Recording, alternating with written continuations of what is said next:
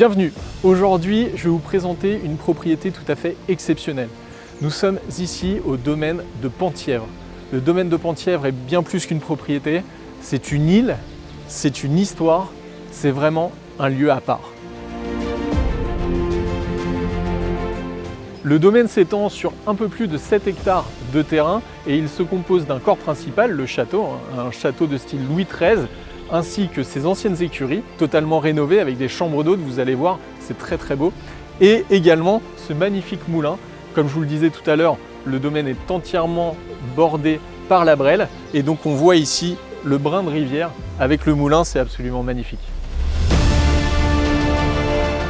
Nous sommes dans un domaine arboré avec des arbres centenaires et on a vraiment la sensation d'être en pleine nature et d'être isolé. Cet isolement, il est partiel parce qu'en fait, on est très proche de la commune de Blangy qui nous offre donc toutes ces commodités. Donc on est à la fois en pleine nature, isolé, et très proche d'une commune et donc de tous ses services. Autre avantage de ce domaine, c'est que l'on se trouve à seulement 30 minutes de la mer et 40 minutes de la baie de Somme. La baie de Somme qui est un endroit vraiment touristique où il fait bon aller se promener. Donc on est vraiment ici à proximité, on peut très facilement prendre la voiture et aller très rapidement à la mer.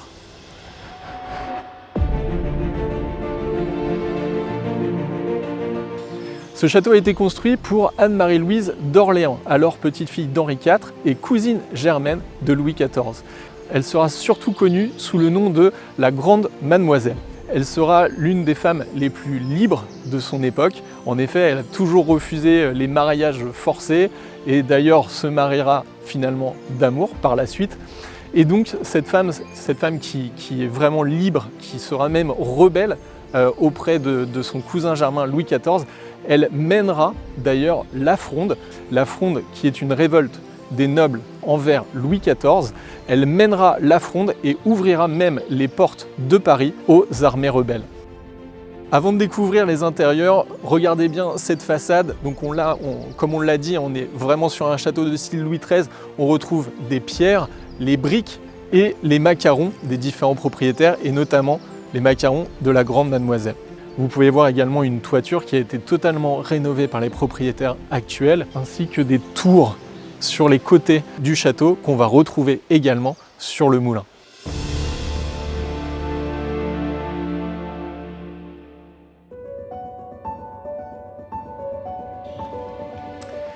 Bienvenue à l'intérieur du château. Donc là, on se trouve dans le hall d'entrée et le rez-de-chaussée en fait va être très simple en organisation. On va retrouver deux grands espaces de réception. Ici, le rez-de-chaussée est vraiment pour la réception. On va trouver des étages ensuite plus réservés pour les espaces intimes, les espaces nuit. Et donc là, on va trouver un salon avec un bureau et ici une salle à manger avec sa cuisine, son arrière-cuisine. Et ce qui est intéressant dans ce hall aussi et dans l'ensemble des pièces, c'est qu'on va retrouver des vieilles matières. On va retrouver du patin, de l'histoire, notamment ici dans ce sol en damier. Et l'intérêt, c'est qu'il est traversant et il donne accès à une terrasse.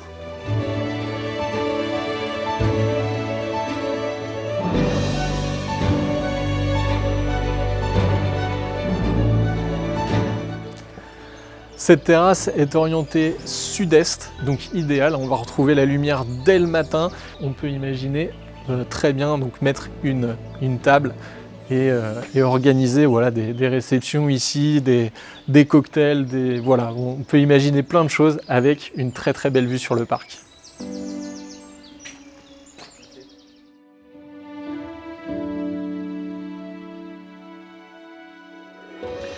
Après le rez-de-chaussée, on va tout de suite aller découvrir les étages. Suivez-moi.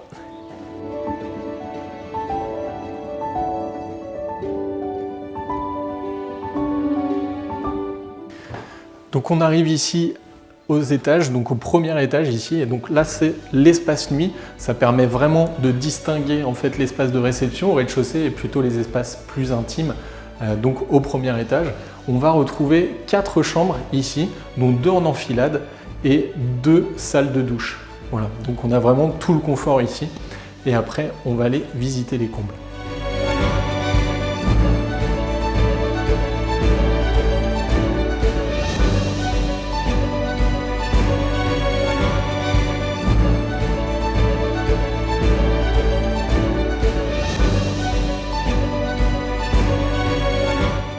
Donc on arrive ici dans les combles du corps principal.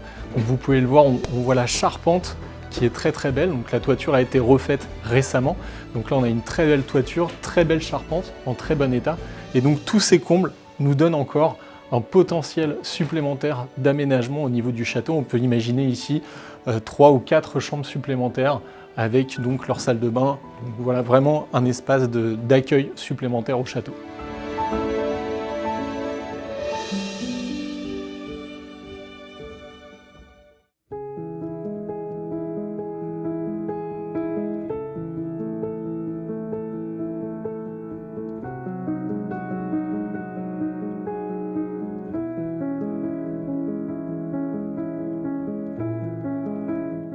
Après l'intérieur du corps principal, je vous propose d'aller visiter le moulin.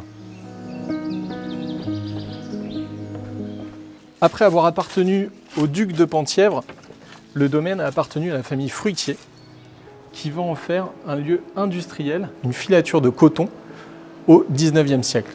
Je vous invite à rentrer et là on découvre l'intérieur du moulin. Le moulin est aujourd'hui utilisé en salle de réception. On retrouve les anciens mécanismes du moulin, enfin je dis les anciens, mais une simple rénovation du moulin permettrait de remettre la génératrice en route et donc de générer de l'électricité. Et on retrouve vraiment les mécanismes industriels, donc vraiment le passé du passé industriel en fait de la propriété au sein de ce moulin. Donc là on le voit, un espace de réception comme je le disais, et ensuite nous avons les étages et les combles, enfin le premier étage et les combles qui permettraient de créer des suites, des chambres pour pouvoir accueillir les clients à demeure.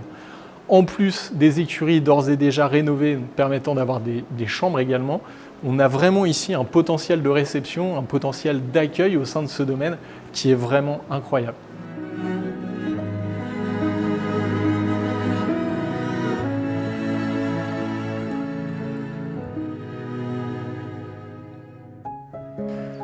Pour terminer sur les bâtiments qui composent ce domaine, je suis maintenant devant les anciennes écuries du château.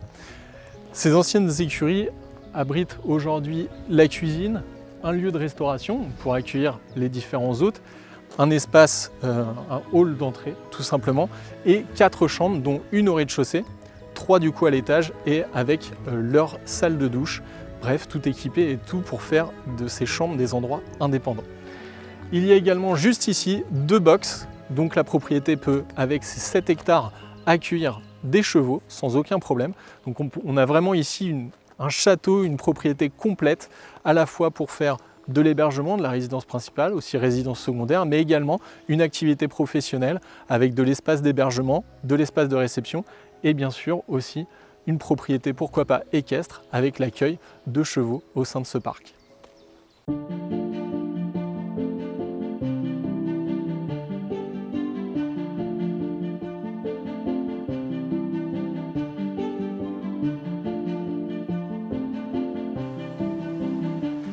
Nous arrivons au terme de cette visite, vous avez pu le voir, ce domaine est absolument incroyable, avec son château de style Louis XIII parfaitement conservé, son moulin, témoin d'une histoire riche au sein de ce domaine et de la région, et ses écuries totalement rénovées. On a ici un véritable domaine pour accueillir des hôtes, pour organiser des séminaires ou pour tout simplement une résidence principale ou secondaire. Cette propriété est vraiment incroyable, un lieu de nature à proximité des commodités.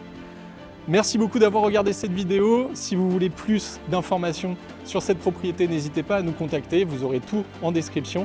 En tout cas, merci encore et à très bientôt pour de nouvelles vidéos. Merci.